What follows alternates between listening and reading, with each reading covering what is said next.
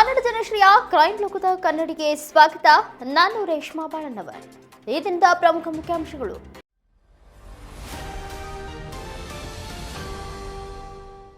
ಬುರ್ಡೆ case Thimarodi arrest. BJP ನಾಯಕ B L Santosh ಬಗ್ಗೆ ಅವಹೇಳನ ಪ್ರಕರಣ. ಉಜಿರೆ ಮನೆಯಲ್ಲಿ ಹೈ ಡ್ರಾಮಾ. ತಿಮರೋಡಿ 14 ದಿನ ನ್ಯಾಯಾಂಗ ವಶ. ಫೈನಾನ್ಸ್ ಕಿರುಕುಳಕ್ಕೆ ಆತ್ಮಹತ್ಯೆಗೆ 5 ಲಕ್ಷ ಪರಿಹಾರ.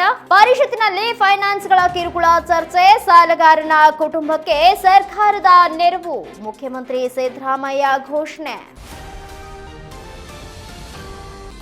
ಮಳೆ ತಗ್ಗಿದ್ರೂ ಕೃಷ್ಣಾ ನದಿ ತೀರದಲ್ಲಿ ಪ್ರವಾಹ ಭೀತಿ. ಅಥಣಿಯ ಮಾಂಗದಲ್ಲಿ ನಡುಗಡ್ಡೆಯಲ್ಲಿ ಸಿಲುಕಿವೆ 40 ಕುಟುಂಬಗಳು. ಕೃಷ್ಣಾ ನದಿಗೆ 2.20 ಲಕ್ಷ ಕ್ಯೂಸೆಕ್ ನೀರು ಹರಿವು. ತ್ಯಾಜ್ಯದಿಂದ ಗ್ಯಾಸ್, ವಿದ್ಯುತ್ ಉತ್ಪಾದನೆ. 4 ಕಡೆ ಉತ್ಪಾದನೆಗೆ ಯೋಜನೆ. ಡಿಕೆಶಿ ಕಸ ವಿಲೇವಾರಿಗೆ 33 ಪ್ಯಾಕೇಜ್ಗಳಲ್ಲಿ ಟೆಂಡರ್.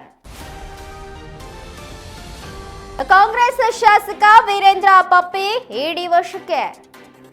16 ಕಡೆ ಏಕಕಾಲದಲ್ಲಿ ದಾಳಿ.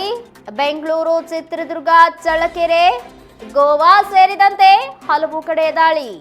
ಶಾಸಕರಿಗೆ ಸೇರಿದ ಪಪ್ಪಿ ಟೆಕ್ನಾಲಜಿ, ರತ್ನ ಗೇಮಿಂಗ್ ಸೊಲ್ಯೂಷನ್ಸ್, ರತ್ನ ಗೋಲ್ಡ್, ರತ್ನ ಮಲ್ಟಿ ಸೋರ್ಸ್ ಕಂಪನಿಗಳು ಅಕ್ರಮ ಎಸಗಿವೆ ಎಂಬ ಆರೋಪ.